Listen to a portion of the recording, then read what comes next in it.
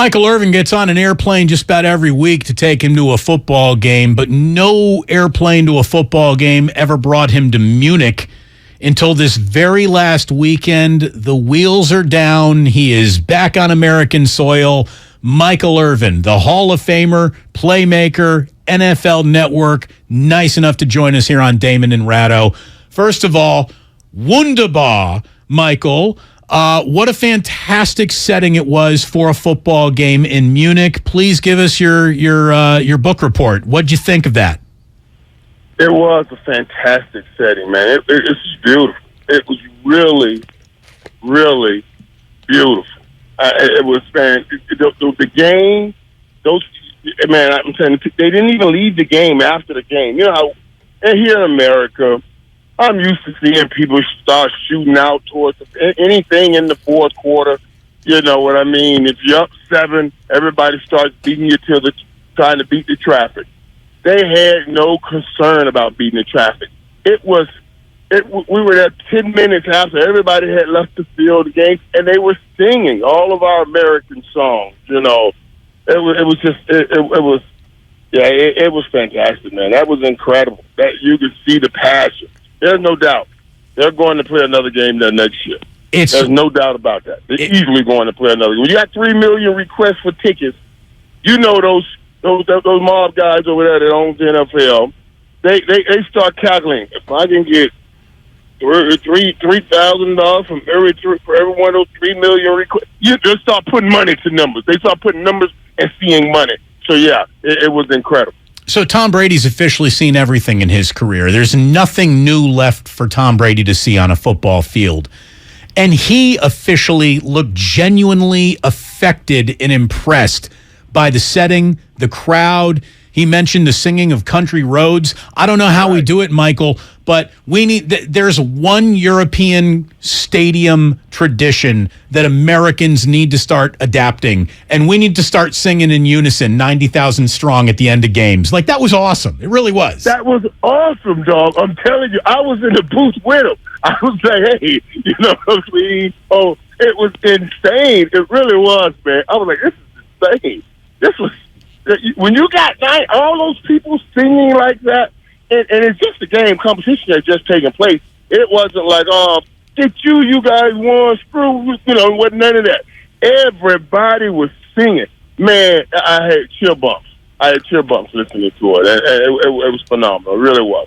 Speaking of Tom, you know, I just took that long flight back and just landed, man, and I landed, man, and started getting all my, you know, all the social media stuff, because, you know, everything's messed up when you're international. Right. Whew. First I saw the thing where, God bless him, you know, where Giselle was moving across the street, and I said, oh, moving across the street, you know. And then I saw the thing where she just went on vacation with her jiu-jitsu teacher. Yeah. I said, oh, yeah, man. If you got to play Tom Brady here in these next few weeks, boy, be careful, because Tom's going to be coming swinging. I'm sure after that right there, he's just like, wow, that's hard, man. I feel for him. Can you name another John Denver song? I like John Denver. I don't know if I can name his songs. If I hear them, I know them all. If I hear them, I know them all. When was the last time you sang one? When was the last time you sang one? I can sing it, but you just got to start it. Like, I'm not much, like, I listen to music when it's in the area. But dude, when I'm driving around or working out, I'm always trying to gather information. So it's always either I'm listening to Bishop, trying to get something spiritual so I can bring to the people, or I'm listening to sports. That's what we do. That's what we do. People be knowing every word of a song. That's where they come out. When y'all playing that, you know, I'll get it as I hear it sometimes moving around with other people. But my focus and my direction is always on sports or edifying my spirit so I can deliver something to people. So, Michael, you know, we don't want to start asking you questions about things that you might not have seen, because, again, you were in Germany. You were doing the game in Munich, and I don't know how much of Week 10 you actually got to see or how much of Sunday Night Football and 49ers and Chargers you actually got to see. I saw that game. I saw. Okay. I talked to you guys. I cannot come on talking to you guys and not see that game. I saw that game again right before I saw it again when I was coming over. So I saw the Minnesota game because I got one game at a time. I saw the Minnesota game, all of it. Oh man! Oh my God! What a game! That was the craziest game in the world. Craziest game. I tweeted about it when I tweeted people. I'm like, stop! That wasn't the craziest game. What about last year's AFC Championship? I said, shut up!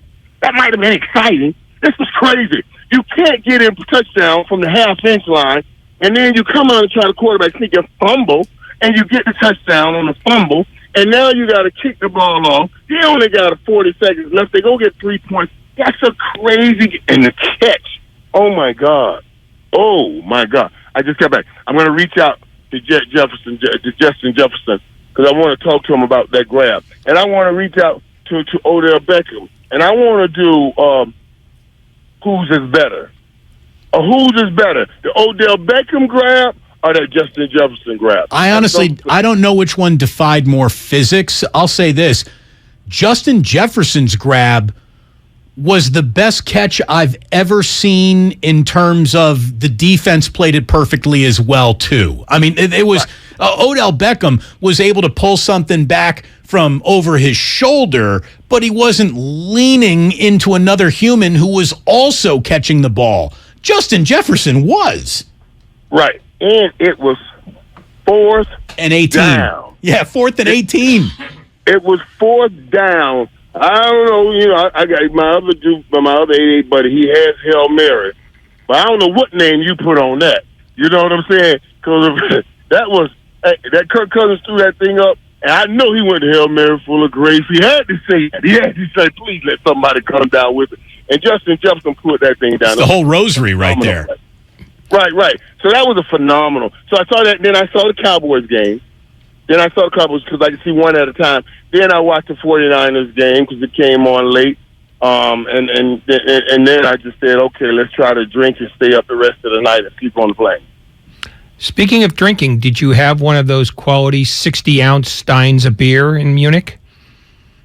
I'm not a big beer drinker, and I partook just to be, when in Rome, do as Rome. You know what I mean? So I partook, but no, it wasn't anything that I dove down in. I did it so we can get a pic of it, sip the beer, and then say, hey, bring me that box of cranberry. Let's get real. Let's get real. And then they were like, some places didn't even have cranberry. You know what I mean? So I had to go Red Bull a little bit. But yeah, I'm not much of a beer drinker. But it was fun. It was fun. You may not have seen this live because you were still on the plane, but do you have a reaction to A, Colts Raiders, and B, to Derek Carr's post-game press conference? Yeah, I was watching it on the plane, and I didn't see the game. I haven't seen the game yet. I'll watch that game because I got to watch it before I go next week. But I haven't watched the game yet. But I saw the press conference when he was tearing up, and then he said, I'm sorry to get emotional, but I couldn't get it. My Wi-Fi kept going in and out. Tell me the gist of what he was saying when he was talking about Derek Carr. He just after losing to the Jeff Saturday-led coach. He basically intimated that, half the team is not invested in playing. I mean, he essentially said that, a bunch of guys are not in this the same way that I am. So he basically rolled at least part of the roster under the bus, and just said he just kept saying, I'm just pissed off. That's why I'm emotional about this. It's worth hearing because I don't remember the last time I heard a quarterback A, that emotional, and B, burying as many of his teammates without mentioning any by name. And I'll tell you what, Michael, just to jump in on this, what it really sounded like to me was that he understands that this year is going to get blamed on him. And because Mark Davis isn't in position to let go of another head coach, Josh McDaniels is probably going to be a Las Vegas Raider next year, and Derek Carr probably won't be. Well, and that's unfortunate, and I don't know how you make that move, because I'm pretty sure that Devontae made his move thinking that he's going to be there with Derek Carr. I don't know how anyone points this whole season to Derek Carr. Josh McDaniel is who I put this in the lap of. You cannot tell me that you picked this team, you handpicked this team that has all this talent, and this is where you have this team. When the interim coach last year jumped in and did the job he did, and you saw with a lot of the same talent what they accomplished, this is right on Josh McDaniels, bar none. This is not on Derek Carr, if you talk to me about it. And if the guys aren't prepared to play or aren't ready to play, that means Josh McDaniels kept a bunch of dudes that shouldn't be there. And why is that? Derek Carr didn't have anything to do with that decision. You know, I don't like Derek Carr out here shooting people with his bullets and never turning the gun on himself. You know, I don't like that. But I don't think this is on him. Michael Irvin, back stateside after, how long were you in Germany? Like a week? Yeah, a whole week. Nice. A whole week, man. And it's great to be away, but ain't nothing better than coming on back home. Oh, welcome back home indeed, back home. So the 49ers are guilty of winning a game that was not memorable. Like, they took care of their business. They did a lot of things that Kyle Shanahan wants to see, like running the ball 40 times, picking up 22 first downs, controlling the clock for over 37 minutes. But it was hardly the razzle-dazzle that a lot of fans were anticipating coming out of a bye week with the new weapon of Christian McCaffrey. Deebo has 2 catches for 24 yards. That's double the catches than George Kittle had. McCaffrey actually didn't play particularly well. Brandon Ayuk fumbled away a first down. He dropped what looked like was an easy touchdown. Mike McGlinchey continues to struggle. And having said that, they won. They took care of a 5-3 football team that came in banged up, but there wasn't a lot of satisfaction. But that's not how football works. And I guess that's kind of what we've been explaining. When this season is over, we will never talk about that Chargers game probably ever again. It wasn't anything good. It wasn't anything bad. It was just a win they needed as they're trying to reach the playoffs, and they're going to have bigger fish to fry coming up soon. Yeah, but they won the game. That's the most important thing. And that's what you take away from this. They won the game. They won a game they were supposed to win.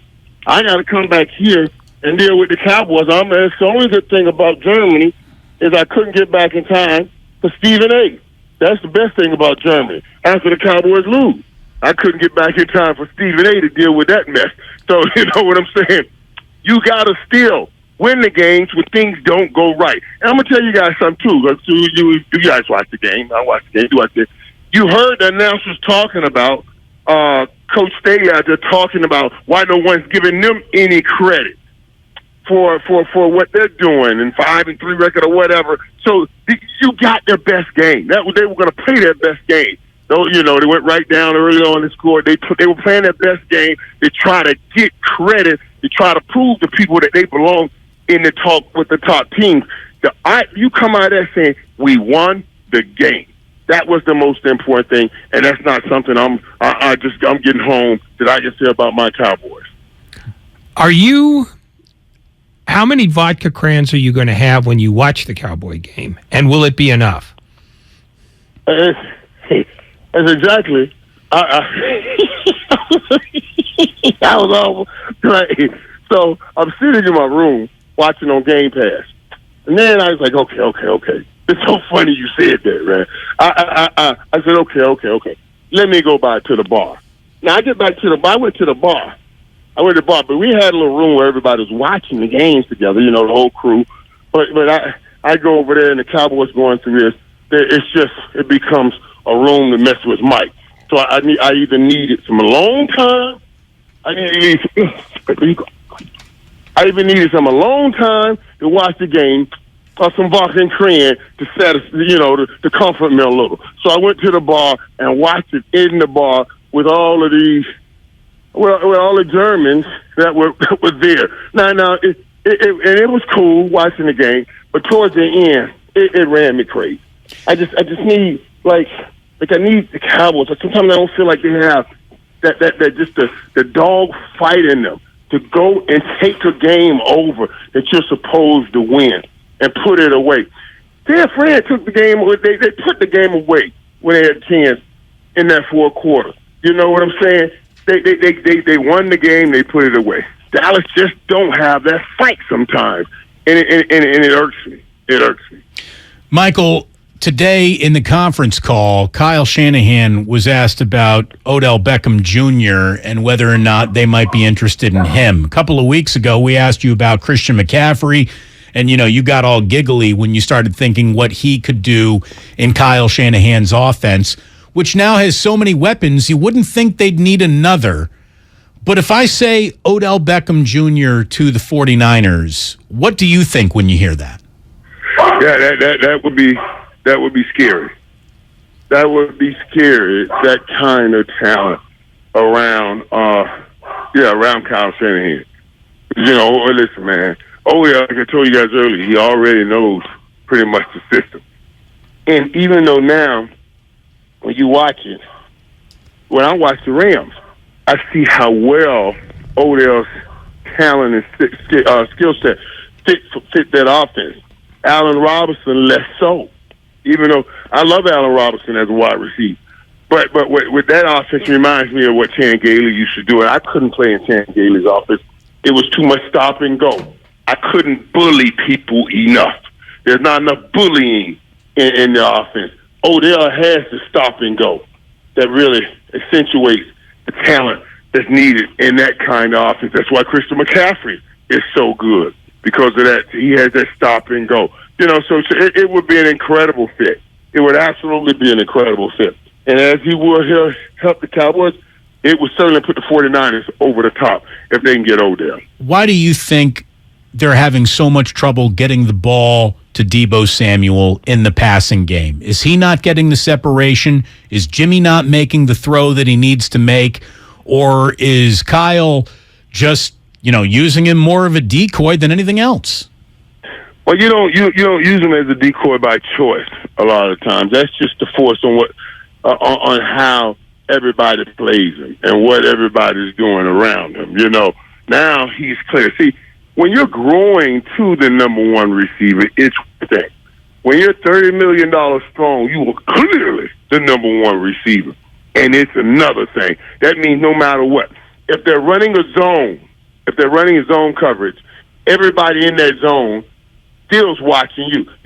They just went through a Wednesday, Thursday, Friday, and a Saturday walkthrough. All practices with a 19 jersey on the main guy, and they drill it in your head.